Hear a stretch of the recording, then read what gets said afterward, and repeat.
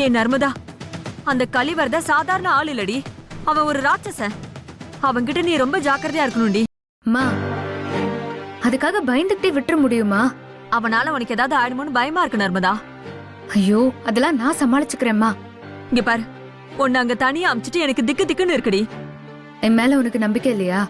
இது நாள் வரைக்கும் தாத்தா குடும்பத்தை சேர்த்து வைக்க போறேன்னு சொன்ன சரி, இப்ப அந்த கலிவர்த கூட மல்லு கட்ட போறேங்கிறியே, அதான் பயமா இருக்கு. இப்படியெல்லாம் பயந்தா நம்ம எதுவுமே செய்ய முடியாதுமா.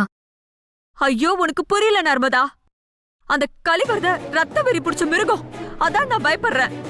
என் தாத்தா குடும்பத்தோட உன்னை சேர்த்து வைக்கணுங்கிறதுக்காக இந்த மாதிரி 10 இல்லம்மா 100 மிருகங்க வந்தா கூட நான் சமாளிப்பேன்.